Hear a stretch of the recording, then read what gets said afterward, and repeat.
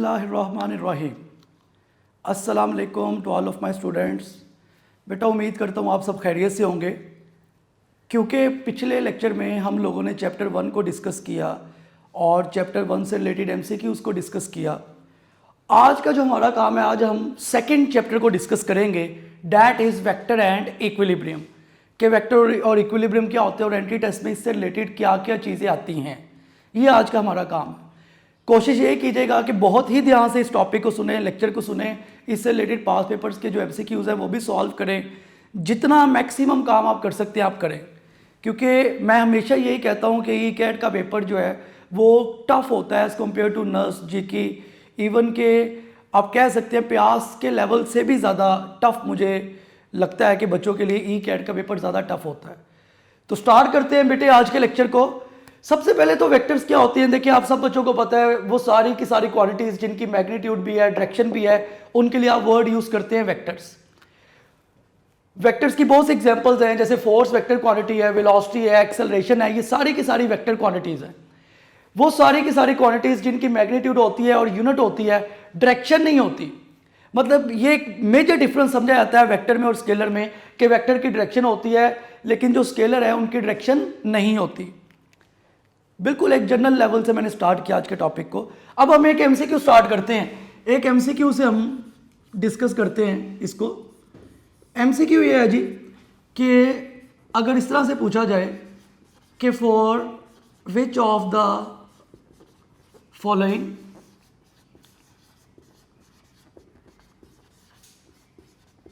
Can be a scalar quantity, इनमें से किसको आप स्केलर क्वांटिटी कह सकते हैं। बड़ा एक सिंपल सा एमसीक्यू, इस तरह के वैसे तो ऐसे एनटीएस में क्वेश्चंस आते हैं जिस तरह का मैंने भी एमसीक्यू बोर्ड पे लिखा है। ऑप्शन है आपके पास, अल्फा ऑप्शन है एंगुलर वेलोसिटी, बीटा ऑप्शन आपके पास फोर्स, चार्ली ऑप्शन आपके पास एंगुलर डिस्प्लेसमेंट और डेल्टा ऑप्शन आपके पास मोमेंटम। अब क्वेश्चन ये है कि इनमें से कौन सी स्केलर क्वांटिटी हो सकती है, can be a scalar quantity. तो इसका बेटे अब सब बच्चों को पता है, एंगुलर वेलोसिटी भी वेक्टर क्वांटिटी होती है, फोर्स भी वेक्टर क्वांटिटी है, एंगुलर डिस्प्लेसमेंट भी वेक्टर क्वांटिटी है और मोमेंटम को भी आप वेक्टर क्वांटिटी ही कहते हैं। अब मेन चीज ये है कि क्वेश्चन ये कौन सी स्केलर हो सकती है, आप किसको स्केलर कह सकते हैं। तो बेटे बुक में एक लाइन लिखी हुई है चैप्टर नंबर 5 में कि एंगुलर डिस्प्लेसमेंट जिसको आप थीटा से रिप्रेजेंट करते हैं, अगर तो लेस देन 10 डिग्री है तो इसको आप स्केलर क्वांटिटी कंसीडर करेंगे, और अगर एंगुलर डिस्प्लेसमेंट थीटा जो है ये ग्रेटर है 10 डिग्री से, तो आप अगर लेसर है तो आप इसको वेक्टर कंसीडर करेंगे।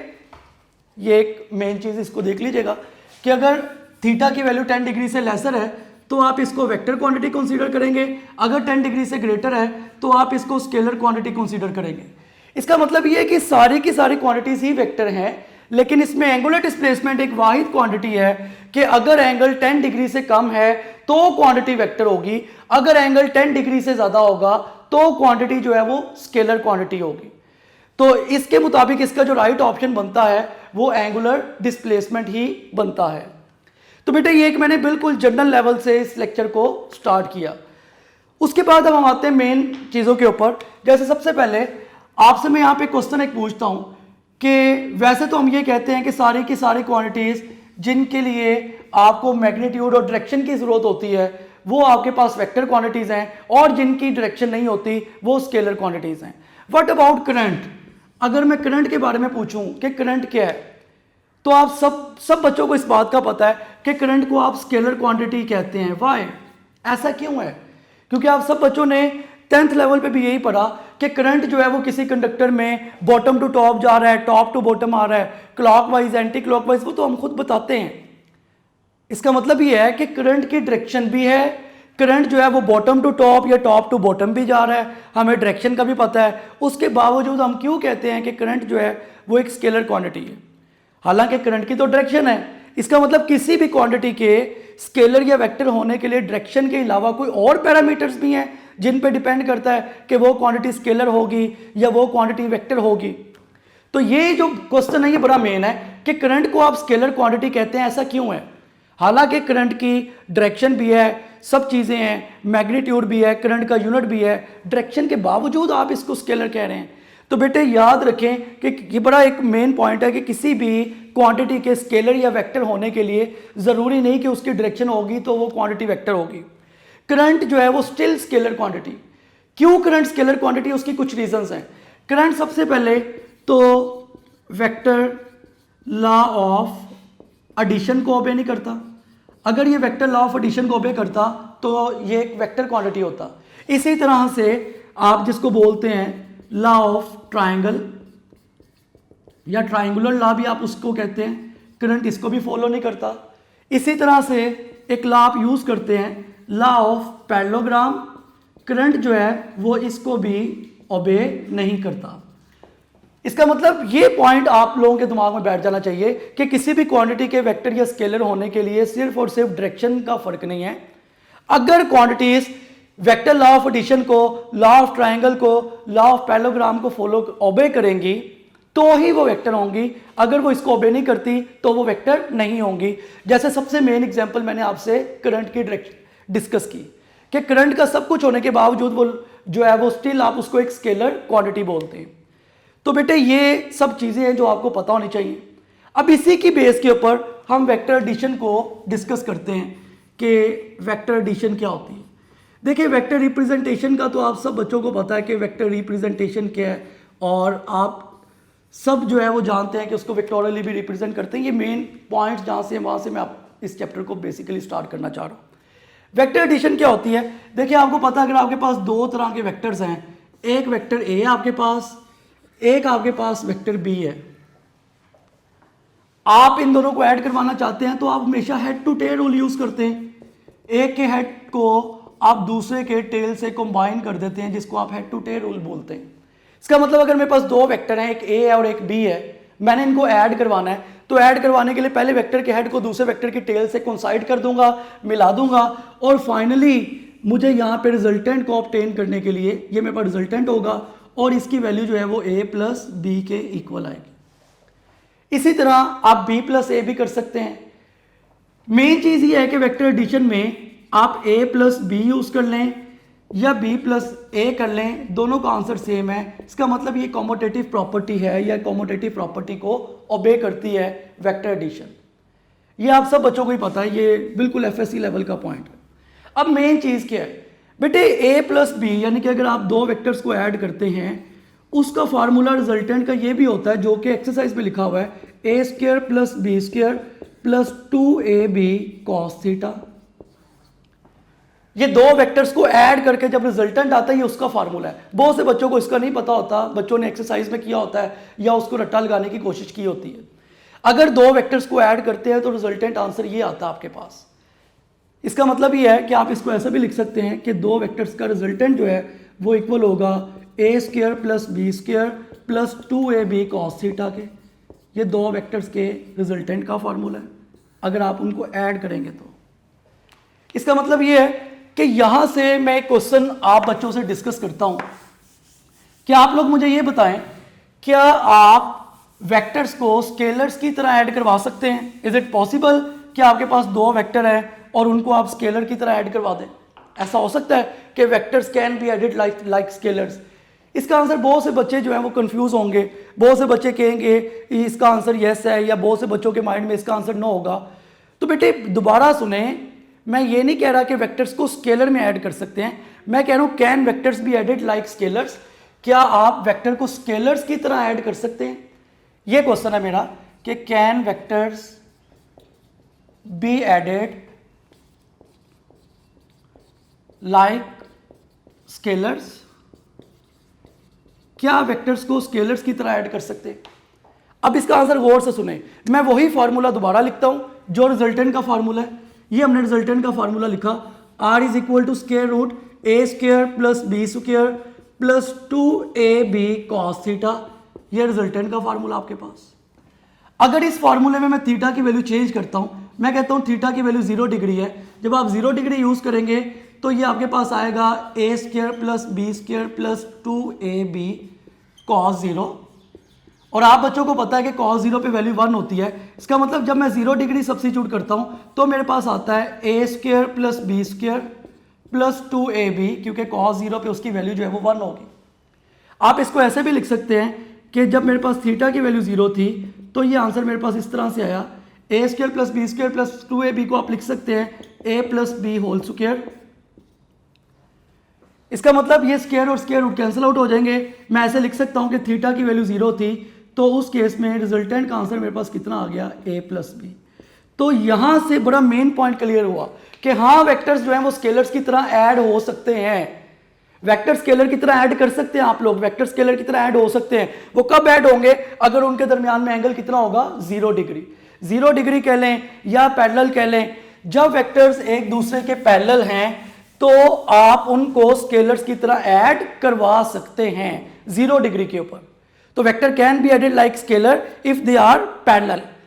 अब मैं इसका ऑपोजिट क्वेश्चन डिस्कस करता हूं, can vectors be subtracted like scalars. क्या आप वेक्टर्स को स्केलर्स की तरह सब्ट्रैक्ट कर सकते हैं? तो अगेन आप उसको भी कर सकते हैं। अगर आप थीटा की वैल्यू 180 डिग्री रखें, 180 डिग्री के ऊपर ये आपके पास आंसर ये आएगा A square plus B square plus 2ab cos 180। आप सब बच्चों को पता है कि cos 180 पे वैल्यू 1 होती है, -1 होती है। तो ये आपके पास आएगा A square plus B square minus 2ab। इसको आप ऐसे भी लिख सकते हैं, ये आपके पास वैल्यू होगी a minus B whole square. ये स्क्वायर और स्क्वायर रूट कैंसिल आउट हो जाएंगे। इसका मतलब 180 डिग्री के ऊपर जो आपके पास आंसर आ रहा है वो a माइनस बी आ रहा है। तो यहां से हमें ये चीज क्लियर हुई कि आप वेक्टर्स को स्केलर्स की तरह ऐड कर सकते हैं जब एंगल 0 डिग्री होगा। 0 डिग्री कह लें, पैरेलल कह लें, एक ही बात है। आप वेक्टर्स को स्केलर्स की तरह सब्ट्रैक्ट कर सकते हैं जब उनके दरमियान में एंगल कितना होगा, 180 डिग्री। 180 डिग्री कह लें या एंटी पैरेलल कह लें, दोनों का मतलब क्या है, सेम। तो इस फॉर्मूले में सिर्फ आप वैल्यूज चेंज करते जाएं, आपके जो आंसर है वो चेंज होते चले जाएंगे। जैसे अगर मैं इसके अंदर मजीद चेंजिंग करता हूं, मैं कहता हूं कि अगर हम यहां पे फर्दर इस तरह से करें कि मेरे पास एंगल थीटा की वैल्यू 45 डिग्री है। आप इसमें फर्दर जो आपके माइंड में और एंगल्स हैं वो रख के इसको चेक करें। अगर आप 45 पे चेक करेंगे तो ये आएगा A square plus B square plus 2ab cos 45 degree. cos 45 degree पे आपके पास आपको वैल्यूज इसकी आनी चाहिए। ये आपके पास होगा A square plus B square plus 2ab cos 45 पे वैल्यू होती है 1/√2। ये आपके पास वैल्यू होगी। जब आप इसको फर्दर सॉल्व करेंगे ये आपके पास आ जाएगा A square plus B square plus 2, ऊपर पावर 1 है, नीचे पावर 1/2 है, तो ये आ जाएगा 1 माइनस 1/2 और यहाँ पे आपके पास ए बी होगा। इसका मतलब ये आपके पास वैल्यू आ गई A square plus B square plus 1 minus 1/2 का मतलब जाहिर इसमें से माइनस करेंगे तो √2 आ जाएगा आपके पास ए बी। तो जब आपने थीटा की वैल्यू 45 डिग्री रखी तो आपके पास ये आंसर आया। इसी तरह से अगर आप फर्दर वैल्यूज चेंज करते जाएं, जैसे मैं ये कहता हूं कि आप थीटा की वैल्यू जो है वो 60 डिग्री यूज कर लें, उस केस में आपके पास क्या होगा, अगर आप 60 डिग्री यूज करते हैं तो रिजल्टेंट आपके पास आएगा A square plus B square plus 2ab। बेटे cos 60 पे मैं डायरेक्ट वैल्यू लिख रहा हूं, वो आपको पता है 1/2 होती है। sin 30 पे 1/2 होता है, cos 60 पे 1/2 होता है। इसको सॉल्व करोगे इससे कैंसिल आउट हो जाएगा, तो रिजल्टेंट की वैल्यू आ जाएगी A square plus B square plus ab, total का आपके पास स्क्वायर रूट। इस तरह से आपने सारी की सारी वैल्यूज जो है वो आप चेंज करके फाइंड आउट कर सकते हैं। आपको पता होना चाहिए कि क्या वैल्यू रखे तो आंसर क्या आ रहा है। तो वेक्टर स्केलर्स की तरह ऐड भी हो सकते हैं, सब्ट्रैक्ट भी हो सकते हैं, और एंगल के चेंज करने से रिजल्टेंट भी क्या होता जाएगा, चेंज होता जाएगा। मेन जो फार्मूला आपके पास वो यही वाला है जो आपने याद रखना है, जिसको मैं बार बार यूज कर रहा हूं, A square plus B square plus 2ab cos theta. अब कुछ और एमसीक्यूज डिस्कस करते हैं कि और किस किस फॉर्मेट पे एमसीक्यूज जो हैं वो आ चुके हैं। जैसे एक पास पेपर का एमसीक्यू डिस्कस करते हैं। पास पेपर में एक एमसीक्यू इस तरह से भी आया है, वो आपको कहता है कि अगर a प्लस बी का मैग्नीट्यूड और a माइनस बी का मैग्नीट्यूड ये आपस में इक्वल हो, मतलब वेक्टर a प्लस बी का मैग्नीट्यूड और a माइनस बी का मैग्नीट्यूड ये आपस में इक्वल है, ये आपको गिवन है। वो कहता है ये दोनों आपस में इक्वल हैं तो इस कंडीशन में आप बताएं कि थीटा की क्या वैल्यू होगी, मतलब a प्लस बी और a माइनस बी दोनों आपस में इक्वल हैं, तो थीटा की वैल्यू क्या होगी। अल्फा ऑप्शन आपके पास 0 डिग्री, बीटा ऑप्शन आपके पास 90 डिग्री, चार्ली ऑप्शन है जी 180 डिग्री, डेल्टा ऑप्शन है नन ऑफ दिस। ठीक है, ये आपको खुद सॉल्व करना आना चाहिए। अब बहुत से बच्चे जो हैं वो इस पे डिफरेंट, या डेल्टा ऑप्शन आप 120 डिग्री कर लो, डेल्टा आपके पास 120 डिग्री। अब बहुत से बच्चों के इसमें डिफरेंट कमेंट्स होंगे, डिफरेंट वे से वो सोच रहे होंगे कि a प्लस बी का तो पता है, a माइनस बी का नहीं हमें पता। अब इस तरह के क्वेश्चन को सॉल्व किस तरह किया जाता है वो जरा देखें। अगर आपने इस तरह के क्वेश्चन को कभी भी सॉल्व करना है, देखो a प्लस बी की जगह उसकी वैल्यू लगाओ। a प्लस बी की वैल्यू होती है a square plus B square plus 2ab cos theta is equal to a minus B की जो आपके पास वैल्यू है वो होगी a square plus B square minus 2ab cos theta. तो मैंने a प्लस बी की जगह a प्लस बी की वैल्यू लगा दी, a माइनस बी की जगह a माइनस बी की वैल्यू लगा दी, इन दोनों को इक्वेट किया। अब आप इन्हें सॉल्व कर लो, इधर भी स्क्वायर लो और इधर भी स्क्वायर लो। जब आप दोनों तरफ स्क्वायर लोगे तो स्क्वायर रूट उससे कैंसिल आउट हो जाएगा, यह आ जाएगा a square plus B square plus 2ab cos theta is equal to ये वैल्यू होगी आपके पास a square plus B square minus 2ab cos theta. अब ये a square plus B square, ये भी a square plus B square, इधर plus के इधर आके माइनस हो जाएगा, तो आप ऐसे लिख सकते हैं a square plus B square plus 2ab cos theta, ये प्लस का स्क्वायर इधर आके माइनस का स्क्वायर, फिर माइनस का बी स्क्वायर, ये माइनस 2ab कॉस थीटा इधर आके प्लस 2ab कॉस थीटा, और टोटल वैल्यू जो है बेटे ये 0 के इक्वल आ। इसको फर्दर आप सॉल्व करोगे, ये a स्क्वायर और minus a square cancel out हो जाएगा, बी स्क्वायर और minus B square cancel out हो जाएगा, 2ab कॉस थीटा और 2ab कॉस थीटा जब आप इसको ऐड करेंगे तो ये आपके पास होगा 4ab कॉस थीटा, मतलब आप इसको इस तरह से लिखेंगे, ये आपके पास हो जाएगा 4ab cos theta is equal to 0। क्योंकि सारी वैल्यू इधर मल्टीप्लाई और इधर आके डिवाइड होगी, ये आपके पास आ जाएगा cos theta is equal to 0। अगर मैं थीटा की वैल्यू निकालता हूं तो कॉस उधर आके इन्वर्स होगा, कॉस इन्वर्स 0। कॉस इन्वर्स 0 का मतलब ये आपके पास 90 डिग्री वैल्यू होती है, तो यहां से आपके पास जो एंगल थीटा है उसकी वैल्यू 90 डिग्री आ जाएगी। इसका मतलब इस केस में जो इसका राइट ऑप्शन होगा आपके पास वो 90 डिग्री होगा, कि 90 डिग्री के ऊपर ये कंडीशन जो है वो सेटिस्फाई होती है। तो आपने डिफरेंट इससे रिलेटेड जितने आप एमसीक्यू कर सकते हैं आपने करने हैं, मैक्सिमम एमसीक्यूज आप सॉल्व करें।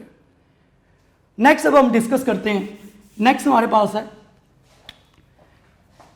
जिसको आप कहते हैं वेक्टर सब्ट्रैक्शन। वेक्टर सब्ट्रैक्शन क्या होती है या वेक्टर सब्ट्रैक्शन का कॉन्सेप्ट क्या होता है। देखिए, वेक्टर सब्ट्रैक्शन को मैं एक एमसीक्यू से करता हूं। मैं ये कहता हूं कि ये बताएं कि reverse of vector addition is, vector addition का रिवर्स क्या होगा। अब बहुत से बच्चे जो है उनके माइंड में डिफरेंट आंसर आ रहा होगा। चलिए मैं आपको सिर्फ इसके लिए 2 ऑप्शन देता हूं ताकि आप इसको आसानी से बता सके। अल्फा ऑप्शन है आपके पास वेक्टर सब्ट्रैक्शन और बीटा ऑप्शन आपके पास वेक्टर्स रेजोल्यूशन। अब बहुत से बच्चों के माइंड में इसका आंसर वेक्टर सब्ट्रैक्शन ही आएगा, क्योंकि बच्चे समझते हैं कि प्लस का ऑपोजिट जो है वो सब्ट्रैक्शन है, हालांकि ऐसा नहीं है। इस केस में जो इसका राइट ऑप्शन है वो वेक्टर रेजोल्यूशन है। उसकी वजह क्या है कि वेक्टर सब्ट्रैक्शन सेम वही है जो वेक्टर एडिशन है। ये याद रखना, वेक्टर सब्ट्रैक्शन एग्जैक्टली वही होती है जो वेक्टर एडिशन होती है। अभी मैं आपको समझाता हूं। वेक्टर सब्ट्रैक्शन और वेक्टर एडिशन सेम होती है। यहां पे पूछा गया रिवर्स ऑफ वेक्टर एडिशन।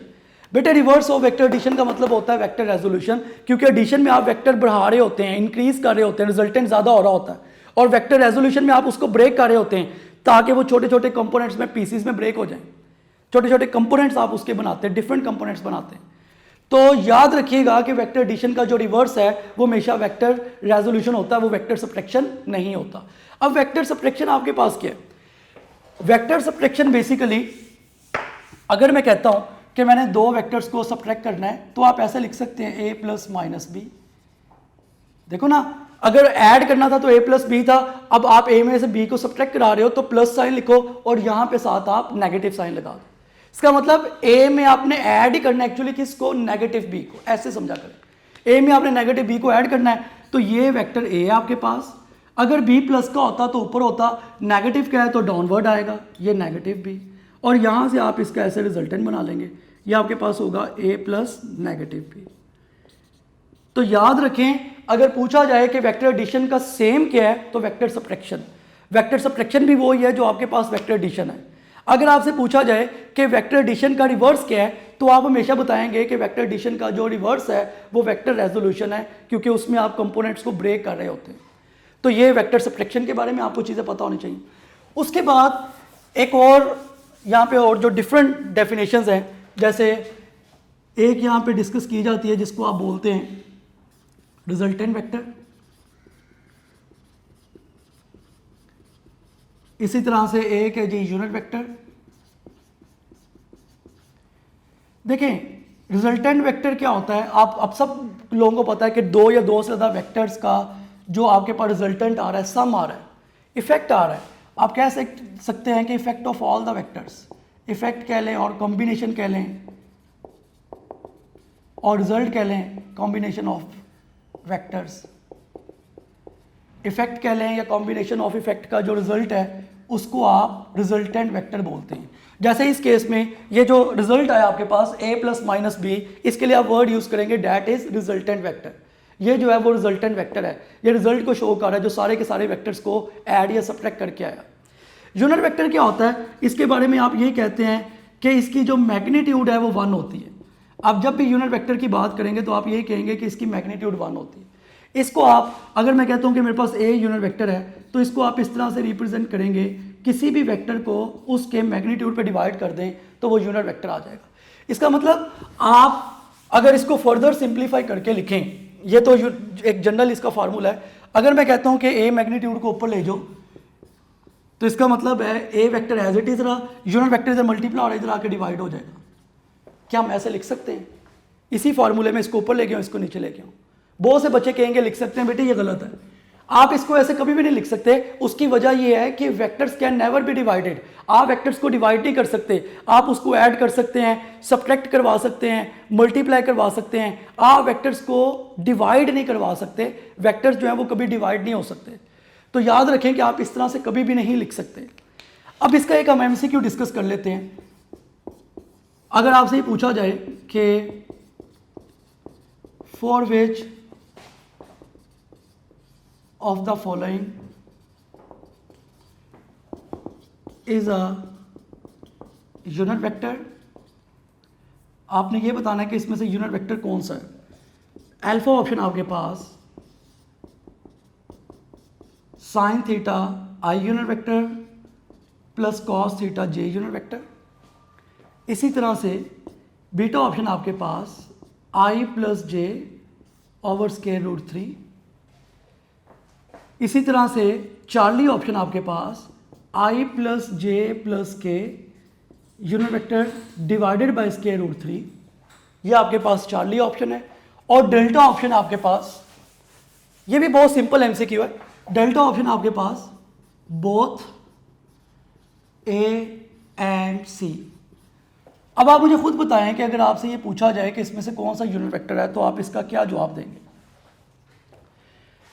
अब देखें, पहले ऑप्शन आप अल्फा चेक करें, sine theta unit vector plus cos theta J unit vector. Check आप किस तरह से करेंगे? आपको पता है कि यूनिट वेक्टर का फार्मूला ये होता है कि वेक्टर को उसी के मैग्नीट्यूड के ऊपर आप डिवाइड कर दें। अब वेक्टर आपके पास क्या है? ये वेक्टर है sign theta unit vector plus cos theta J unit vector divided bye, जब आप इसका मैग्नीट्यूड लेंगे, मैग्नीट्यूड का फार्मूला होता है स्क्वायर रूट फर्स्ट वैल्यू का स्क्वायर यानी कि एक्स का स्क्वायर प्लस वाई का स्क्वायर। तो x आपके पास है साइन थीटा, ये आ जाएगा साइन स्क्वायर थीटा प्लस आगे आ जाएगा कॉस स्क्वायर थीटा। जब आप इसको सॉल्व करते हैं, आप बच्चों को पता है कि sine square theta plus cos square theta 1 के इक्वल होता है। इसका मतलब ये यूनिट वेक्टर आपके पास आ गया sign theta I unit vector plus cos theta J unit vector divided bye 1, वो आप लिखें या ना लिखें। इसका मतलब ये ऑप्शन तो मैंने चेक कर लिए तो राइट ऑप्शन है। देखो ये ऑप्शन सही है, I plus J divided by square root 3।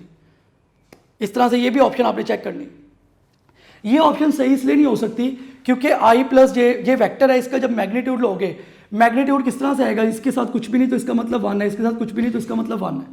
जब आप इसको सॉल्व करोगे तो ये आपके पास आएगा I plus J unit vector divided by square root 1 का स्क्वायर प्लस 1 का स्क्वायर। तो 1 का स्क्वायर प्लस 1 का स्क्वायर जाहिर स्क्वायर रूट 2 होगा, तो ये ऑप्शन नहीं है। चार्ली देखिए क्या, चार्ली राइट ऑप्शन है, तो चार्ली में लिखा आई प्लस जे प्लस के डिवाइडेड बाय स्क्वायर रूट 3। तो बेटे ये भी राइट ऑप्शन है, क्योंकि इसके साथ भी 1 है, इसके साथ भी 1 है, इसके साथ भी 1 है, ये वेक्टर है, इसका मैग्नीट्यूड लोगे तो स्क्वायर रूट 3 आएगा। तो इस केस में आपके पास जो राइट ऑप्शन है वो डेल्टा होगा, कि बोथ ए एंड सी दोनों ही जो है वो इस केस में यूनिट वेक्टर हैं, दोनों ही यूनिट वेक्टर्स को रिप्रेजेंट कर रहे हैं। तो इस तरह के भी एमसीक्यूज आते हैं यूनिट वेक्टर से रिलेटेड। उसके बाद हम डिस्कस करते हैं मल्टीप्लिकेशन ऑफ वेक्टर्स को, कि वेक्टर्स की मल्टीप्लिकेशन क्या होती है।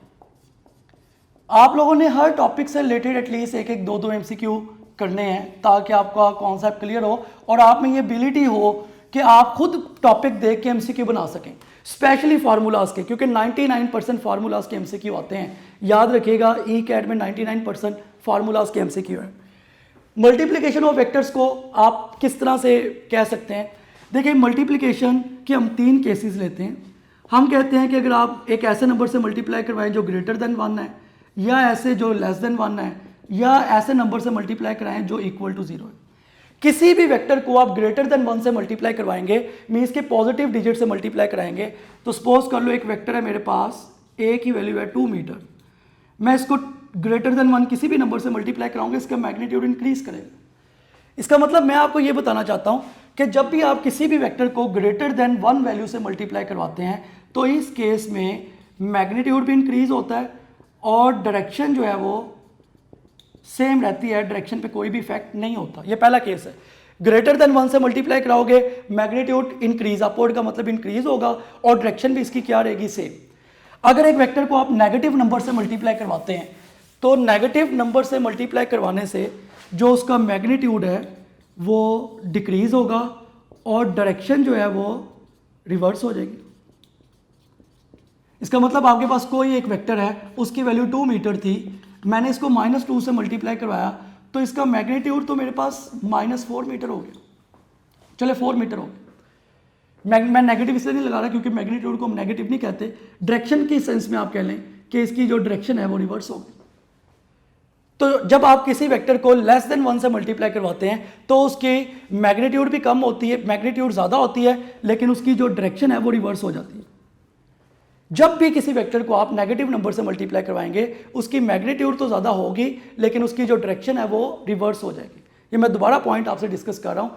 वेक्टर को पॉजिटिव नंबर से मल्टीप्लाई कराएंगे, मैग्नीट्यूड ज़्यादा होगा, डायरेक्शन सेम रहेगी। नेगेटिव नंबर से मल्टीप्लाई कराएंगे, मैग्नीट्यूड तो ज़्यादा होगा, लेकिन डायरेक्शन जो है वो उसकी रिवर्स हो जाएगी, जैसे इस केस में हमने डिस्कस किया। और अगर किसी वेक्टर को 0 से मल्टीप्लाई करवाएं, 0 से मल्टीप्लाई करवाते हैं तो नल वेक्टर आता है आपके पास। नल वेक्टर का मतलब कोई डायरेक्शन नहीं होती, आर्बिट्ररी डायरेक्शन कहते हैं आप। तो किसी भी वेक्टर को आप 0 से मल्टीप्लाई करवाएंगे तो नल वेक्टर आएगा और आर्बिट्ररी डायरेक्शन होगी, कोई स्पेसिफिक डायरेक्शन नहीं होगी। तो ये सारे के सारे केसेस आपको पता होना चाहिए कि इस तरह से किस फॉर्मेट पे आपसे पूछा जा सकता है। उसके बाद हमारे पास जो हम नेक्स्ट टॉपिक डिस्कस करते हैं, दैट इज नल वेक्टर और पोजीशन वेक्टर। नल वेक्टर क्या होता है? देखें, नाम से क्लियर है नल वेक्टर। आप 2 या 2 से ज़्यादा वेक्टर्स का जब रिजल्टेंट लेते हैं, जैसे एक वेक्टर ए है, मैंने उसमें उसका नेगेटिव वेक्टर ऐड करवा दिया, तो मेरे पास जो रिजल्ट है वो नल वेक्टर आएगा, मीन 0 आएगा। 0 को आपने वेक्टर बोलना है। ये बड़ी मेन चीज़ है कि नल इज़ अ वेक्टर, तो 0 जो है वो 0 वेक्टर आएगा, 0 के ऊपर आपने वेक्टर साइन लगा। उसके बाद पोजीशन वेक्टर। पोजीशन वेक्टर क्या होता है, या पोजीशन वेक्टर आप किसको कहते हैं? पोजीशन वेक्टर आप सिंपली कहते हैं कि एक ऐसा वेक्टर जो किसी पार्टिकल की लोकेशन को बताता है विद रिस्पेक्ट टू ओरिजिन। कोई भी एक ऐसा वेक्टर जो किसी पार्टिकल की लोकेशन को विद रिस्पेक्ट टू ओरिजिन बताएगा, दैट इज पोजीशन वेक्टर। तो इसको लिखने का तरीका ये होता है कि आप लिखते हैं A I unit vector plus B J unit vector. आप सबको पता है कि आई, जे और के 3 तरह के आप यूनिट वेक्टर यूज़ करते हैं। एक्स एक्सिस के लॉन्ग आई, वाई एक्सिस के लॉन्ग जे और जी एक्सिस के लॉन्ग के। तो 3 तरह के आप यूनिट वेक्टर यूज़ करते हैं, एक्स के लॉन्ग आई, वाई के लॉन्ग जे और जी के लॉन्ग आप के यूनिट वेक्टर यूज़ करते हैं। ये इसका रूल है यूज़ करने का। तो बेटा ये उम्मीद करता हूँ कि यहाँ तक आपको सब चीज़ें यहाँ तक क्लियर हो रही होंगी, साथ साथ पता चल रहा होगा। नहीं भी कोई पॉइंट अगर रह भी जाता है तो आप मुझसे वो खुद से भी डिस्कस कर सकते हैं। आप जो आपके क्वेश्चन होंगे वो आपको टाइम दिया जाएगा पूछने के लिए। उसके बाद नेक्स्ट है हमारे पास rectangular components, rectangular components of a vector, के वेक्टर के रेक्टेंगुलर कंपोनेंट्स क्या होते हैं? देखें आप वो सारे के सारे वेक्टर्स को, उन सब के लिए आप रेक्टेंगुलर का वर्ड यूज़ करते हैं जो 90 डिग्री पे होते हैं, परपेंडिकुलर होते हैं। टीचर्स आपको एफएससी लेवल पे बड़ा सिंपल कॉन्सेप्ट देते हैं, वो कहते हैं सपोज करो ये आपके पास दो वेक्टर है, इसी तरह से ये आपके पास, आप इसको कह लें, यहाँ से ये आपके पास दो एक्सिस थे, यहाँ से आपने एक वेक्टर ड्रॉ किया जिसको आप पॉइंट पी कह लें, ए कह लें, बी कह लें, सी कह लें, कुछ भी कह लें। अगर आपके पास ये एक वेक्टर, आप इसके दो कंपोनेंट बनाएं, एक वर्टिकल और एक हॉरिजॉन्टल। जो हॉरिजॉन्टल कंपोनेंट होता है उसके लिए आप कॉस थीटा का यूज करते हैं, जो वर्टिकल कंपोनेंट होता है उसके लिए आप साइन थीटा। जनरल अभी बता रहा हूं कि अगर आप ये वाला एंगल लेते हैं, ये वाला जिसको आप एक्स एक्सिस का एंगल बोलते हैं, एक्स एक्सिस के एंगल के मुताबिक जो एक्स कंपोनेंट होता है वो पी कॉस थीटा के इक्वल होगा, जो वाई कंपोनेंट होगा यहाँ पे, ये वाला जो इसका वाई कंपोनेंट है वो पी साइन थीटा के इक्वल होगा। यह आपको सिंपल बताया जाता है कि एक्स और वाई निकालने का ये फार्मूला है। इसी तरह से अगर आपने मैग्नीट्यूड निकालना है तो मैग्नीट्यूड निकालने के लिए आप फार्मूला यूज करते हैं square root X square plus Y square. Direction निकालने के लिए आप फार्मूला यूज करते हैं, ये आपके पास होता है theta is equal to tan inverse A Y over A X, ये डायरेक्शन निकालने का फार्मूला होता है। ये तो वैसे सिंपल बात है जो आप पढ़ चुके हैं अब तक। अब आप जरा मेन पॉइंट्स की तरफ आए। देखिए दो तरह के एंगल हैं यहाँ पे, ये बड़ी अजीब चीज़ है कि आप दो तरह के एंगल कौन से लेते हैं। अगर मैं ये कहता हूँ कि मेरे पास वेक्टर P है या A है, देखिए एक वो एंगल है जो एक्स एक्सिस का एंगल है, ये जिसको आप थीटा बोलते हैं, एक वो एंगल है जो वाई एक्सिस का एंगल है, इसको आप फाई कह लें या थीटा डैश कह लें। एंगल दो तरह के, दोनों में जमीन आसमान का फर्क है। एक्स एक्सिस का एंगल लोगे रिजल्ट कुछ और आएगा, वाई एक्सिस का एंगल लोगे रिजल्ट कुछ और आएगा। दोनों एंगल्स के अंदर जमीन आसमान का फर्क होता है, दोनों का कॉन्सेप्ट 100% चेंज है। अगर आप एक्स एक्सिस का एंगल लेते हैं तो ये वेक्टर P अगर आपके पास, मैं इस तरह से कंपोनेंट्स बनाता हूँ, यहाँ पे आपके पास होगा P X is equal to P cos theta, ये आपके पास है P Y is equal to P sine theta, जो कि मैं पहले भी डिस्कस कर चुका हूँ। लेकिन अगर आप ऊपर वाला एंगल लेते हैं वाई एक्सिस का एंगल, तो इसके मुताबिक ये वाला पी एक्स, ये वाला पी वाई, लेकिन इस केस में आएगा P X is equal to P sine theta, P Y is equal to P cos theta.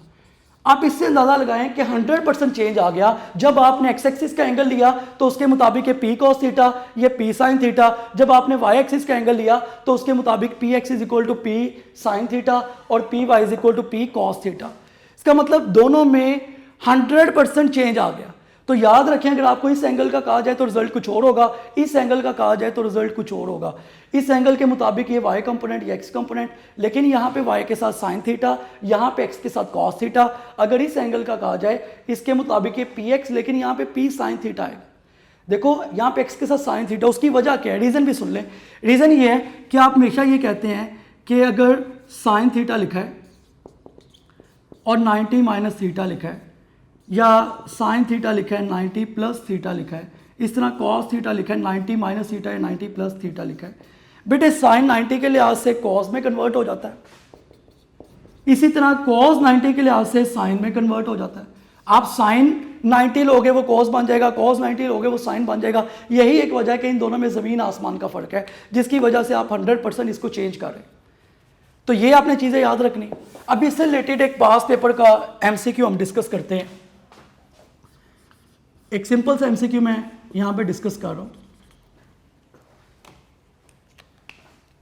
अगर आपसे पूछा जाए कि if horizontal component of a vector is square root 3 times, then square root 3 times ही लिख लें या स्क्वायर रूट 3 टाइम्स ग्रेटर लिख लें, देन इट्स वर्टिकल कंपोनेंट। वो आपको बता रहा है कि हॉरिजॉन्टल कंपोनेंट किसी वेक्टर का स्क्वायर रूट 3 टाइम्स ग्रेटर है उसके वर्टिकल कंपोनेंट से। ये आपको वो बता रहा है कि horizontal component square root 3 time greater है वर्टिकल कंपोनेंट से, then theta with Y axis is. अब इस तरह के क्वेश्चन को कैसे सॉल्व करेंगे? ऑप्शन इसके 0 डिग्री, 45 डिग्री, 30 डिग्री, आप इस तरह के डिफरेंट ऑप्शन इसके लिख लें। जैसे सपोज कर लें आपके पास 30 डिग्री है, आपके पास 45 डिग्री है, 60 डिग्री है, ठीक है, 90 डिग्री है, इस तरह से आपके पास ऑप्शन। अब इस तरह के क्वेश्चन को सॉल्व आप किस तरह करते हैं, देखिए तरीका उसका समझ लें। पहली बात तो ये है कि वो कह रहा है आपने एंगल थीटा निकालना है विद वाई एक्सिस। आप पहले एक्स एक्सिस की बात करें, जो जनरल डायरेक्शन का फार्मूला, ये दो तरीके, दोनों में से जो आपको बेस्ट लगे। देखिए एंगल थीटा निकालने का फार्मूला होता है theta is equal to tan inverse y over x। अब वो क्या कह रहा है? वो कह रहा है कि if horizontal component of a vector is square root 3 times then its vertical component, यानी कि हॉरिजॉन्टल कंपोनेंट जो है वो वर्टिकल से स्क्वायर रूट 3 टाइम्स ज़्यादा है। तो आप इसको ऐसे लिखोगे theta is equal to tan inverse y over square root 3y, क्योंकि x का मतलब हॉरिजॉन्टल वो स्क्वायर रूट 3 टाइम्स ज़्यादा आ रहा है उससे। अब आप इसको सॉल्व कर लो, देखो ये इससे कैंसिल आउट हो जाएगा। यहाँ पे आपके पास आ जाएगा theta is equal to tan inverse 1 over square root 3। जो भी यहाँ से आंसर आता है, जो भी जब आप इसको सॉल्व करते हैं, जो भी यहाँ से आंसर आएगा, आपने इस चीज़ का ख्याल रखना है। ये तो आपके पास यहाँ से थीटा की वैल्यू आ जाएगी, वो जितनी भी आती है 60 डिग्री। आपने इस चीज़ का ख्याल रखना है, वो पूछ रहा है एंगल विद वाई एक्सिस। अगर वाई एक्सिस का एंगल पूछे, इसका मतलब वो ये वाला एंगल पूछ रहा है, ये वाला। एक्स एक्सिस और वाई एक्सिस के एंगल में फ़र्क क्या होता है? अगर एक्स एक्सिस का एंगल सपोज कर लो आपके पास आता है 60 डिग्री, सपोज कि अगर आपके पास एक्स एक्सिस का एंगल आ गया 60 डिग्री, मैंने निकालना है वाई एक्सिस का एंगल, मीन्स कि ये वाला एंगल, या यहां से देख लो ये वाला एंगल। अगर वाई एक्सिस का मैंने एंगल निकालना है, इसको मैं थीटा डैश कह रहा हूं, ये वाई एक्सिस का एंगल है। ये कैसे निकलेगा? कभी भी आपने वाई एक्सिस का एंगल निकालना है तो वाई एक्सिस और एक्स एक्सिस में 90 का रिलेशन होता है। अगर वाई एक्सिस का आपने एंगल निकालना, आप क्या करेंगे? 90 में से माइनस कर देंगे एक्स एक्सिस का एंगल जो कि 60 डिग्री। जब आप इसमें से इसको माइनस करेंगे तो ये आपके पास वैल्यू जो है वो 30 डिग्री आ जाएगी। इसका मतलब इस चीज का भी ख्याल रखना आपने कि अगर वो आपसे कोई भी एमसीक्यू देके वाई एक्सिस का एंगल पूछे तो आप एक्स का अगर निकाल रहे हैं तो उसे 90 में से माइनस करें। अगर आपने वाई का निकाला, उसने एक्स का पूछा, उसको 90 में से माइनस करें। एक तरीका तो ये है कि पहले आप सिंपल जनरल फार्मूला लगाएं, फार्मूला लगाने के बाद आप उसको 90 में से माइनस करें। सेकेंड मेथड जो कि शॉर्टकट है, अगर आपने इसको डायरेक्ट यूज करना है, देखो वो पूछ रहा है आपसे एंगल विद वाई एक्सिस, उसने वाई एक्सिस का एंगल पूछा। अगर वो वाई एक्सिस का एंगल पूछ रहा है तो डायरेक्ट फार्मूला लगाओ theta is equal to tan inverse ax over ay। ये आपने फार्मूला सिर्फ यूज करना है तब जब वो आपको कहेगा फॉर वाई एक्सिस एंगल, के एंगल वाई एक्सिस का आपने लेना है। डायरेक्ट इसमें वैल्यूज लगा दो, ये वाला सारा ये जो वैल्यूज हैं, देखिए ये ऊपर आएगा, अब ये नीचे आएगा, डायरेक्ट वैल्यूज लगा दे, आंसर सेम आएगा। तो मैं आपको ये तरीका मैं आपको समझा रहा हूँ, मेथड इसका यही होता है कि हमेशा आपने इस तरह के एमसीक्यूज को ऐसे ही सॉल्व करना है, जो मर्जी हो जाए। एक तरीका तो ये जो आपको बता दिया, दूसरा तरीका जो है वो आपको मैंने वाई एक्सिस के साथ शॉर्टकट बता दिया कि direct A Y over A x की जगह आप ए एक्स ओवर ए वाई यूज कर लें। उसके बाद आपको क्वाड्रेंट्स का कॉन्सेप्ट भी पता होना चाहिए कि क्वाड्रेंट्स का क्या कॉन्सेप्ट है। देखिए आप सबको पता है 4 टाइप्स के हम क्वाड्रेंट लेते हैं। यहाँ पे फर्स्ट है, यहाँ पे सेकंड है, यहाँ पे थर्ड है, और यहाँ पे आपके पास फोर्थ क्वाड्रेंट। फर्स्ट क्वाड्रेंट में आपको पता है एक्स भी पॉजिटिव वाई भी पॉजिटिव, थर्ड में एक्स भी नेगेटिव वाई भी नेगेटिव, सेकंड में X negative Y positive, fourth में X positive Y negative. First quadrant में आप एंगल थीटा की जो वैल्यू है थीटा इज इक्वल टू 5 होता है, मतलब 90 तक होता है फर्स्ट क्वाड्रेंट। सेकंड क्वाड्रेंट जो आपके पास है उसमें आप एंगल निकालने के लिए 180 में से माइनस करते हैं थीटा को। थर्ड क्वाड्रेंट में जो आपने जो भी एंगल लेना है वो आप 180 डिग्री में ऐड करते हैं थर्ड क्वाड्रेंट के लिए, और फोर्थ के लिए आप 270 प्लस कर लें या 360 माइनस कर लें, ऐसे कर लें। ये आपको रिलेशंस पता होने चाहिए जो बुक के अंदर 4 के 4 रिलेशंस लिखे हुए। तो यहाँ तक हमने रेक्टेंगुलर कंपोनेंट्स को भी डिस्कस कर लिया कि रेक्टेंगुलर कंपोनेंट्स में क्या क्या फैक्टर है और वो किस तरह से सॉल्व किए जाते हैं। इसमें ये फार्मूलाज जो शॉर्टकट हैं ये खास तौर पे आपने अच्छी तरह से याद रखने हैं, क्योंकि ये टॉपिक आपको आता है तो vector addition by rectangular components इसी में कवर होता है। Vector addition by rectangular component के भी यही फार्मूलाज है, सेम टू सेम उसमें भी, और इसमें कोई खास फर्क नहीं, सेम वही फार्मूला, सिर्फ शॉर्टकट और क्वाड्रेंट्स का आपको पता होना चाहिए। उसके बाद नेक्स्ट जो है हमारे पास जो हम नेक्स्ट टॉपिक डिस्कस करते हैं that is scalar product and vector product. Next जो टॉपिक है वो स्केलर और वेक्टर प्रोडक्ट का डिफरेंस है। आप इन दोनों में डिफ्रेंशिएट करते हैं और उससे रिलेटेड भी कई तरह के एमसीक्यू आते हैं, याद रखिएगा। मैं इसमें आपको कभी ये नहीं कह सकता कि इसी चैप्टर में से एमसीक्यू आएगा, टॉर्क में से भी आता है, स्केलर वेक्टर में से भी आ जाता है, वेक्टर एडिशन में से भी आ जाता है, मतलब एक एक चीज़ ही इंपॉर्टेंट है इसकी। तो यहाँ पे मैं स्टार्ट करता हूँ स्केलर प्रोडक्ट से। यहाँ पे मैं स्केलर प्रोडक्ट को डिस्कस करूँगा और यहाँ पे मैं डिस्कस करूँगा वेक्टर प्रोडक्ट को कि वेक्टर प्रोडक्ट क्या होती है या उसकी प्रॉपर्टीज या उसके फीचर्स क्या है वेक्टर प्रोडक्ट के। देखिए स्केलर प्रोडक्ट के अगर हम कहते हैं कि हमारे पास दो वेक्टर्स हैं ए और बी, आप इनके दरमियान में जब भी डॉट प्रोडक्ट लेंगे तो आपके पास आएगा ए बी कॉस थीटा। फर्क ये है कि स्केलर प्रोडक्ट में डायरेक्शन नहीं होती। अगर आप वेक्टर प्रोडक्ट की बात करेंगे तो वेक्टर प्रोडक्ट में आप इस तरह से लिखते हैं A cross B is equal to A B sine theta N unit vector. Vector product में डायरेक्शन होती है, स्केलर प्रोडक्ट के अंदर डायरेक्शन नहीं होती, पॉसिबल ही नहीं है इसके अंदर डायरेक्शन हो। यही एक फर्क है। देखो इसमें एन यूनिट वेक्टर नहीं आ रहा और इसमें एन यूनिट वेक्टर आ रहा है, यही एक फर्क है स्केलर में और वेक्टर में। स्केलर प्रोडक्ट की कई तरह के एग्जांपल हैं, जैसे आप वर्क की बात करते हैं, वर्क का फार्मूला होता है W is equal to F dot D. इस तरह से आप पावर की बात करते हैं, पावर का फार्मूला होता है F dot V. There are many examples जो आप यूज करते हैं स्केलर प्रोडक्ट के लिए।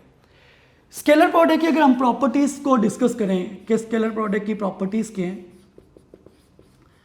प्रॉपर्टीज में देखें, अगर मैं फर्स्ट प्रॉपर्टी से स्टार्ट करता हूं, मैं कहता हूं कि अगर आपके पास एंगल थीटा की वैल्यू 0 डिग्री है, 0 डिग्री पे cos 0 जो है वो 1 होता है। अगर आप 0 डिग्री यूज करते हैं तो ये आपके पास आंसर आता है a dot B is equal to A B. इसका मतलब ये आंसर आपके पास मैक्सिमम आ रहा है। 0 डिग्री के ऊपर स्केलर प्रोडक्ट मैक्सिमम होती है। इसका मतलब ये है कि हर यूनिट वेक्टर अपने मुताबिक जो है वो पैरेलल होता है। हर जैसे आई के मुताबिक पैरेलल है, जे के मुताबिक पैरेलल है, के मुताबिक पैरेलल है। इसका मतलब ये है कि अगर मैं इसको ऐसे भी लिख सकता हूं कि I dot I is equal to J dot J is equal to K dot K, ये सारी वैल्यूज जो है वो 1 के इक्वल होंगी। तो फर्स्ट फीचर इसका ये आ गया कि डॉट प्रोडक्ट जो है वो पैरेलल वेक्टर्स के लिए मैक्सिमम। सेकंड इसका ये है कि कॉमोटेटिव होती है, आप लिख सकते हैं कि A dot B is equal to B dot A, ये इसका सेकंड फीचर है। थर्ड में हम डिस्कस करते हैं कि अगर एंगल थीटा की वैल्यू 90 डिग्री है तो cos 90 पे चूंकि वैल्यू 0 होती है तो आप लिखेंगे A dot B is equal to 0। इसका मतलब हर यूनिट वेक्टर आई जे के मुताबिक परपेंडिकुलर है, जे के मुताबिक, तो ये आपके पास आएगा I dot J is equal to J dot K is equal to K dot I. ये सबकी वैल्यूज जो हैं वो आपके पास 0 आएंगी क्योंकि ये परपेंडिकुलर के लिए 0 है। इसी तरह से आपको सेल्फ प्रोडक्ट का पता होना चाहिए। अगर मैं इसको सेल्फ प्रोडक्ट के लिए लिखता हूँ तो ए डॉट ए वेक्टर मेरे पास ए स्क्वायर के इक्वल आएगा क्योंकि सेल्फ प्रोडक्ट में एंगल 0 डिग्री होता है, cos 0 पे 1 होता है। इसी तरह से अगर आप इसको रेक्टेंगुलर कंपोनेंट की फॉर्म में लिखते हैं तो A dot B is equal to A के कंपोनेंट्स बना लें, A X I unit vector plus A Y J unit vector plus A Z K unit vector dot B X I unit vector plus B Y J unit vector plus B Z K unit vector. अगर आप इसको components की form में लिखें तो आप सबको पता है इसको वैसे मल्टीप्लाई करने का तो फायदा नहीं है। आई डॉट आई 1 होता है, जे डॉट जे 1 होता है, के डॉट के 1 होता है। जब आप इसको सॉल्व करेंगे ये आपके पास आएगा A dot B is equal to A X B X plus A Y B Y plus A Z और बी जेड। ये आपके पास इसका रिजल्ट आएगा। ये वो बातें हैं जो सिंपल बुक में भी लिखी हुई है, मतलब इसमें कोई नई चीज़ नहीं है जो अभी तक हमने डिस्कस की। क्रॉस प्रोडक्ट पे बात है। क्रॉस प्रोडक्ट का ये फार्मूला कि A cross B is equal to A B sine theta N unit vector. उसके बाद यहाँ पे एन यूनिट वेक्टर डायरेक्शन है। पहली चीज़ तो ये, मैं अगर इसको स्टार्ट ये एमसीक्यू से करूँ, मैं आपको कहता हूँ कि ये बताएं angle theta between A cross B and B cross या माइनस बी क्रॉस कह लें, ये ज़रा ज़्यादा अच्छा क्वालिटी एमसीक्यू हो जाएगा। इज दो ही ऑप्शन दे रहा हूँ, चलें 0 डिग्री और 180 डिग्री। ऑप्शन आप और बना लें 60, 90, 45 कुछ भी। देखो ए क्रॉस बी और माइनस बी क्रॉस ए में बहुत से बच्चे जो है ना इसका आंसर बताते हैं 180 डिग्री। गौर से देखो A cross B and minus B cross A, इसका मतलब लॉजिकली क्या है कि आपके पास एक वेक्टर ये ए है, ये दूसरा वेक्टर, या इसको ऐसे बना लो आप कि ये वेक्टर आपके पास ए है और यहां पे दूसरा वेक्टर आपके पास b है। आप इसके लिए हमेशा राइट हैंड रूल यूज करते हैं। आप कहते हैं कि अगर हमने ए से बी की तरफ जाना है तो हम ए से बी की तरफ मूव करेंगे, अपनी फिंगर्स को कर्ल करेंगे, जो थंब है वो डायरेक्शन को शो करेगा ए क्रॉस बी की। तो बेटे इस केस में ए क्रॉस बी की अगर मैं डायरेक्शन निकालूं, जिसके लिए आप राइट हैंड रूल यूज करते हैं, राइट हैंड रूल, कि आप अपनी फिंगर्स को कर्ल करें, ए क्रॉस बी की डायरेक्शन देखो अपवर्ड आ रही है। अगर मुझे सिंपली कहता बी क्रॉस ए, मैं बी क्रॉस ए निकालता तो बी से ए की तरफ अपनी फिंगर्स को कर्ल करता, उसकी डायरेक्शन डाउनवर्ड आती। यहां पे ए क्रॉस बी और माइनस बी क्रॉस ए का पूछ रहा है, इसका मतलब ए क्रॉस बी और माइनस बी क्रॉस ए में जो एंगल है वो 180 डिग्री होगा। यही आपके माइंड में चल रहा होगा। हमेशा इस चीज को आपने देखना है कि यहां पे साइन कौन से वाला है, नेगेटिव। अगर वो कहता, अब जरा गौर से सुनो, अगर वो कहता है ए क्रॉस बी और बी क्रॉस ए का एंगल, ए क्रॉस बी की डायरेक्शन आ रही है अपवर्ड, बी क्रॉस ए की डायरेक्शन कहां पे आ रही है, डाउनवर्ड। इसका मतलब ए क्रॉस बी अपवर्ड है, बी क्रॉस ए डाउनवर्ड है, एक अपवर्ड एक डाउनवर्ड है, दोनों में एंगल 180, देन आंसर होता 180। अगर सिंपली पूछा जाए ए क्रॉस बी और बी क्रॉस ए का एंगल 180 डिग्री, वो आपको क्या कह रहा है, A cross B and minus B cross A का एंगल। देखो A cross B upward, B cross A downward, लेकिन जब माइनस लगाओगे, माइनस का मतलब है अपवर्ड, यानी कि इस तरह से होगा कि ए क्रॉस बी की डायरेक्शन जो है वो भी आपके पास अपवर्ड, और माइनस बी क्रॉस ए वो कह रहा है इसकी डायरेक्शन भी आपके पास अपवर्ड होगी। अगर वो बी क्रॉस ए कहता तो इसकी डायरेक्शन डाउनवर्ड होती है। अगर सिंपली आप बी क्रॉस ए निकालते हैं तो बी क्रॉस ए की डायरेक्शन आपके पास डाउनवर्ड। तो ए क्रॉस, यहां से आप 3 एमसीक्यू बना सकते हैं कि ए क्रॉस बी और बी क्रॉस ए में एंगल पूछा जाए तो 180 डिग्री। अब वो पूछ रहे A cross B and minus B cross A, इस एमसीक्यू के मुताबिक जो एमसीक्यू बोर्ड पे लिखा हुआ है कि ए क्रॉस बी और माइनस बी क्रॉस ए, फिर आंसर आपके पास क्या बनेगा, 0 डिग्री। अगर आप इस माइनस को रिमूव कर देंगे तो आपके पास आंसर क्या होगा, 180 डिग्री। इस तरह से ये आपको सारे फीचर पता होने चाहिए। और अगर हम इसकी फर्दर प्रॉपर्टीज की बात करें कि क्रॉस प्रोडक्ट की और प्रॉपर्टीज कौन कौन सी हैं, क्रॉस प्रोडक्ट में देखें, अगर मैं कहता हूं कि एंगल थीटा की वैल्यू 0 डिग्री है तो मेरे पास जो क्रॉस प्रोडक्ट है उसका आंसर 0 आएगा, क्योंकि 0 डिग्री पे साइन 0 होता है। आप ये कह सकते हैं कि I cross I is equal to J cross J is equal to K cross K, ये सारी की सारी वैल्यूज आपके पास 0 के इक्वल आएंगी। इसी तरह से अगर मैं कहता हूं कि थीटा की वैल्यू 90 डिग्री है तो उस केस में ए क्रॉस बी जो है मेरे पास, ये A B N unit vector के इक्वल आएगा, यानी कि मैक्सिमम आएगा। इसका मतलब ये है कि आप इसको ऐसे लिख सकते हैं कि इस केस में आपके पास ये वैल्यू इस तरह से आएगी। अगर आप इसका लूप बना लेते हैं आई जे और K, I cross J cross K cross I, तो बेटे I cross J is equal to K. आप जब भी आई से जे की तरफ जाएंगे वो के आएगा। इस तरह आप जे से के की तरफ जाएंगे, जे क्रॉस के वो आई के इक्वल आएगा। इस तरह के क्रॉस आई वो आपके पास जे के इक्वल आएगा। ये सारे आपको फार्मूलाज पता होने चाहिए। इसी तरह से अगर आप इसको रेक्टेंगुलर कंपोनेंट्स की फॉर्म में लिखते हैं तो आपने कभी भी ए क्रॉस बी निकालना है, ए क्रॉस बी निकालने के लिए आपने इसका ये मेथड यूज करना है, आई जे और के। इस तरह आपके पास ए एक्स ए वाई ए जी, और यहां पे आपके पास बी एक्स बी वाई और बी जी। इसका मतलब ये है कि अगर आपने इसको कभी भी सॉल्व करना है तो डिटर्मिनेंट मेथड का मतलब ये होता है आई लिखें, इस रो को छोड़ दें, इस कॉलम को छोड़ दें, फिर जे लिखें, इस रो को छोड़ दें और इस कॉलम को छोड़ दें। वो डिटर्मिनेंट मेथड मैथमेटिक्स के बच्चों को वैसे ही आता होता है। जब आपने के निकाल, जैसे आई मैंने अगर लिखा तो इसको भी छोड़ दिया, इसको भी छोड़ दिया, ये आपके पास आएगा ए वाई बी जी माइनस ए जेड और बी वाई। इसी तरह से माइनस का जे, इसी तरह से प्लस का के, या आप इसको खुद से सॉल्व कर सकते हैं। उसके बाद इसी टॉपिक के लास्ट में वो आपको 2 चीज़ें ये बताता है कि अगर आप ए क्रॉस बी का मैग्नीट्यूड निकालते हैं तो ये आपके पास, इसको आप बोलते हैं एरिया ऑफ पैरेललोग्राम। ये एरिया ऑफ पैरेललोग्राम को रिप्रेजेंट करता है।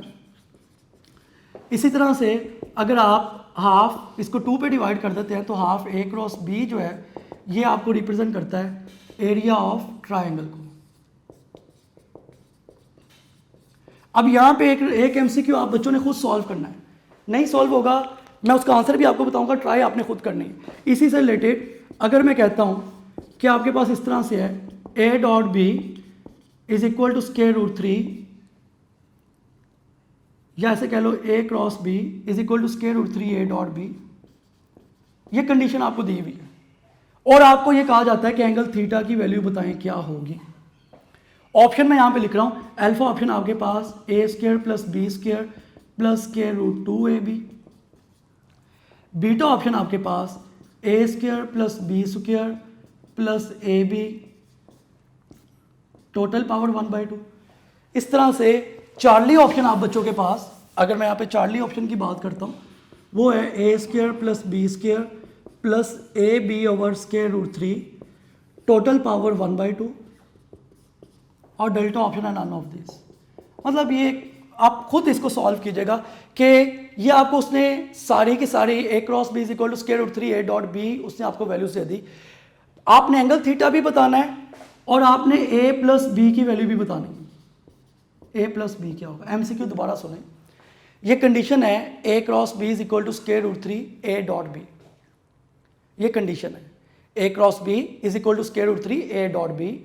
वो कहता है इस केस में आप a प्लस बी निकालें, मीन्स के a और b का सम निकालें। बच्चे बड़े पजल होते हैं कि a क्रॉस b है, यहाँ पे डॉट और यहाँ पे प्लस आ गया। खुद सोचिएगा, हिंट मैंने पहले लिख दिया है कि इसके लिए पहले आपने एंगल थीटा निकालना है, फिर बाद में आपने a प्लस बी का फॉर्मूला यूज़ करना है या a plus B find out करना है। तो इसका आपने लाजमी मुझे बताना है कि इसका आंसर क्या होगा। बेटे नेक्स्ट हमारे पास टॉपिक है टॉर्क।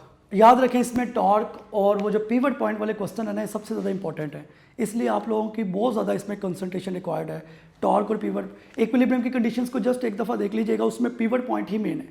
देखिए टॉर्क क्या होता है, टॉर्क को आप बोलते हैं, टॉर्क के लिए आप वर्ड यूज़ करते हैं turning effect of force.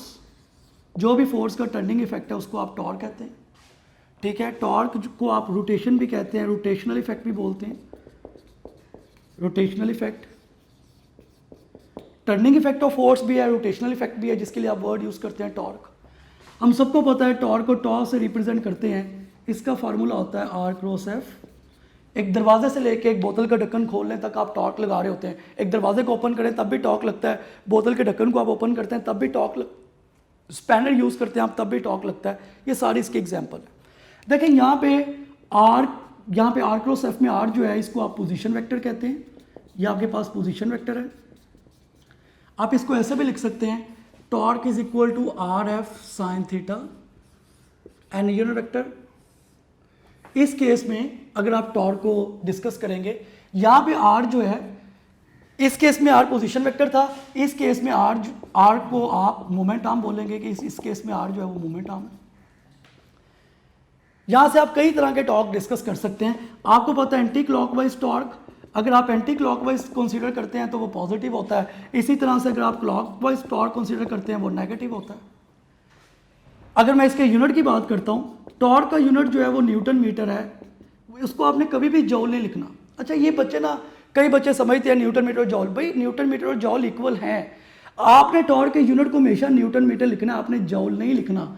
Torque जो है वो टर्निंग इफेक्ट है, टॉर्क एनर्जी प्रोड्यूस नहीं कर रहा, तो टॉर्क के यूनिट को आपने कभी भी जूल नहीं लिखना, हमेशा न्यूटन मीटर लिखना है। इसी तरह से अगर मैं टॉर्क की डायमेंशन की बात करता हूँ, तो टॉर्क की डायमेंशन आपके पास फोर्स की डायमेंशन होती है ml/t-2।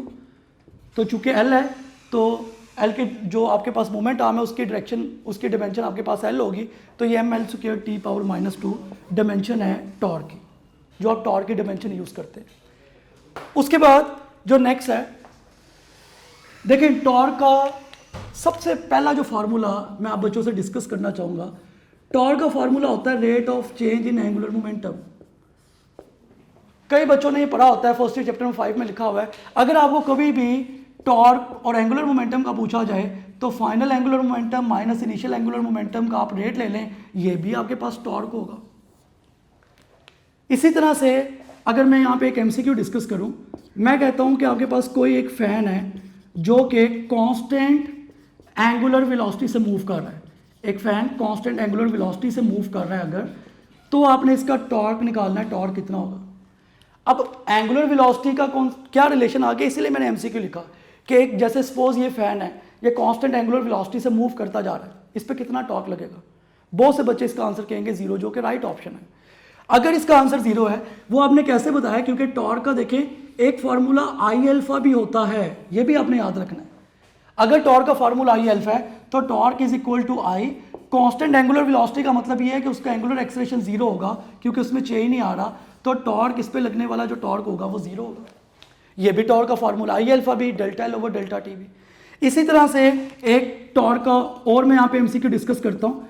मैं कहता हूँ मुझे ये बताएं कि किस एंगल के ऊपर टॉर्क अपनी ही मैक्सिमम वैल्यू का हाफ हो जाएगा।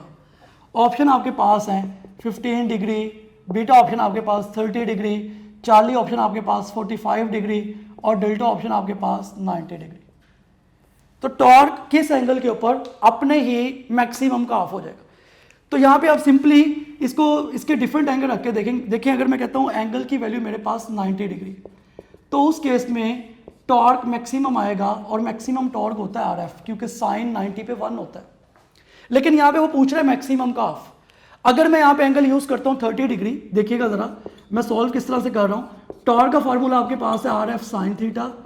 अगर मैं थीटा की जगह यहाँ पे 30 डिग्री लगाता हूँ तो ये वैल्यू आएगी मेरे पास आर एफ साइन 30 पे वैल्यू होती है 1/2।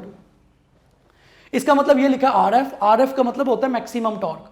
तो आप यहाँ पे लिख सकते हो torque is equal to maximum torque 1/2 का मतलब डिवाइडेड बाय 2। तो टॉर्क अपने मैक्सिमम का हाफ हो गया किस एंगल के ऊपर, जब आपके पास एंगल कितना होता है 30 डिग्री। 30 डिग्री पर टॉर्क अपने मैक्सिमम का हाफ हो जाता है। उसके बाद एक और पेपर में जो क्वेश्चन आया हुआ है जो कि बड़ा इंपॉर्टेंट कॉन्सेप्ट है, मैं समझता हूँ कि वो आप बच्चों को पता होना चाहिए। एक बार एमसीक्यू इस तरह से भी आया, या आप लोगों ने सोचना है खुद से। उसने आपको एक डायग्राम बना के दे दी, उसने कहा ये आर है, ये एफ है, ठीक है, यहां पे एंगल थीटा उसने बना लिया।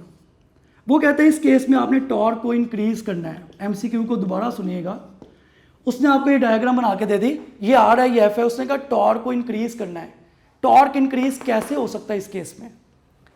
ऑप्शन आपके पास ये थे, अल्फा ऑप्शन था कि मोमेंट आर्म को इंक्रीज करें, फोर्स को इंक्रीज करें और थीटा को इंक्रीज करें।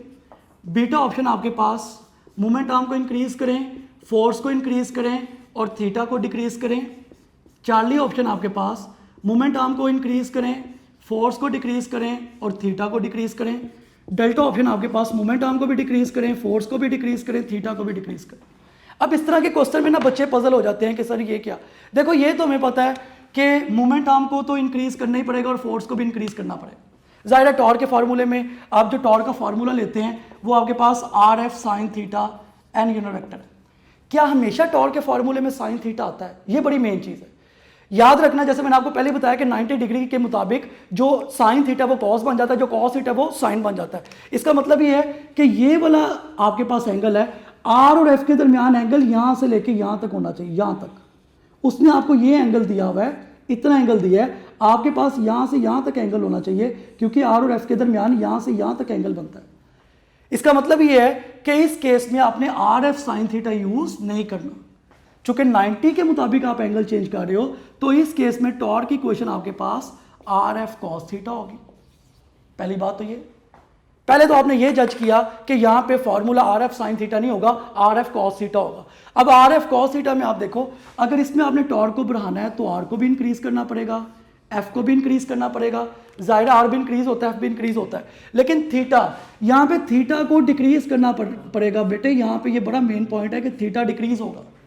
इसका मतलब आर भी इंक्रीज होगा, एफ भी इंक्रीज होगा, थीटा, क्योंकि थीटा जितना इंक्रीज करते जाते हैं कॉस के केस में वैल्यू कम होती जाती है, कॉस 180 पे वैल्यू माइनस हो जाती है, जितना कम करते जाते हैं वैल्यू मैक्सिमम होती जाती है। तो इस केस में जो इसका राइट ऑप्शन बनता है वो बीटा ऑप्शन है कि आर को भी इंक्रीज करें, एफ को भी इंक्रीज करें, लेकिन थीटा को डिक्रीज करें। इसके साथ ही लास्ट में जो पिवट पॉइंट के क्वेश्चंस हैं वो कुछ आपको पता होने चाहिए। पिवट पॉइंट के क्वेश्चंस किस तरह से आते हैं? सम टाइम पेपर में वो आपको इस तरह से एक पिवट बना के दे देता है, बल्कि पास पेपर में कई बार ऐसे क्वेश्चन देखे गए। वो आपको ये कहता है कि आपके पास ये पिवट है, कोई भी यहाँ पे उसने वेट लटकाया होगा, सपोज ये F1 है, यहाँ पे इसको आप F2 कह लो, ये आपके पास लेंथ L1 है, इसको आप L2 कह लो। कभी भी ऐसा कोई क्वेश्चन आए उसको आपने हमेशा किस तरह से सॉल्व करना है? इसका फार्मूला यही होता है कि sum of anti clockwise torque is equal to sum of clockwise torque.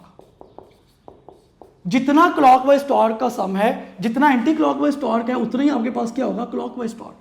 जितने मर्जी वेट बढ़ाते जाओ, इस तरफ अगर एंटी क्लॉकवाइज है, इधर क्लॉकवाइज है, जितने मर्जी वेट बढ़ाते जाओ, यहाँ पे और वेट कर दो, यहाँ पे और वेट कर दो, बट मेन थिंग, हमेशा आपने जो भी मोमेंट आर्म यानी कि जो भी लेंथ लेनी है वो सेंटर में से माइनस करके लेनी है। जो भी आप लेंथ लोगे वो सेंटर में से माइनस करके लोगे, वो माइनस किए बगैर आप लेंथ नहीं ले सकते। मैं एक एमसीक्यू से आपको समझाता हूं। वो एमसीक्यू जिस तरह, ये मुझे बड़ा अच्छा एक एमसीक्यू लगता है, पेपर में भी आया हुआ है। उसने आपको एक डायग्राम बना के दे दी। उसने कहा यहां पे लगने वाली फोर्स F1 है और यहां पे लगने वाली फोर्स आपके पास F2 है। यहां से यहां तक का डिस्टेंस आपके पास L/8 है और यहां से यहां तक का जो डिस्टेंस है आपके पास, ये जो आपको डिस्टेंस गिवन है, ये वाला इतने इतने पोर्शन का जो डिस्टेंस है वो L/4 है और ये दरमियान वाला हिस्सा साइड है, टोटल लेंथ L है। ये उसने आपको एक डायग्राम बना के दे दी। वो कहता है इस केस में ratio of F1 to F2 निकालें। ऑप्शन है आपके पास, अल्फा ऑप्शन है 3:2, बीटा ऑप्शन आपके पास 2:3, चार्ली ऑप्शन है 1:2, डेल्टा ऑप्शन है नन ऑफ दिस। अब इस तरह के क्वेश्चन को सॉल्व कैसे करते हैं जरा देख लें आप। उसने आपको एक डायग्राम बना के दी। हमेशा मैंने आपको बताया कि रॉड में बैलेंस कहां पे होना होता है, सेंटर में। सेंटर का मतलब होता है L/2। वो आपको बताया ना बताया, आपको पता होना चाहिए L/2। तो सिंपल सी बात है, ये डायग्राम बना के दी, इतना डिस्टेंस L/8 है, इतना डिस्टेंस L/4 है, बैलेंस उसने L/2 पे होना है। आपने फोर्सेस की रेशो निकालनी। अब फोर्सेस की रेशो किस तरह निकलेगी, आपने सिंपली क्या करना है, आपने फॉर्मूला यही लगाया कि sum of anti clockwise torque is equal to sum of clockwise torque. अब मेन चीज क्या है, ये एंटी क्लॉकवाइज है और ये वाला हिसाब के पास क्लॉकवाइज है। ओरिजिन में से माइनस करो, देखो L/2 में से L/8 को माइनस करना है, ये मेन चीज है। इसी तरह L/2 में से L/4 को आपने माइनस करवाना है, क्योंकि कभी भी आपने बैलेंस करना है तो पिवट सेंटर में से माइनस आप करवाते हैं। तो ये सॉल्व इस तरह से होगा, L/2 माइनस L/8, ये इसका मोमेंट आर्म हो गया। एंटी क्लॉकवाइज का इस पे लगने वाली फोर्स F1 है। इसी तरह से उसको जब आप माइनस कराएंगे L/2 माइनस L/4, तो ये आपके पास वैल्यू इस तरह से होगी, यहाँ पे आ जाएगा L/2 minus L/4 into F2। जब आप इसको सॉल्व करेंगे, यहाँ पे आप LCM 8 ले लें, ये 4L minus L multiply by F1।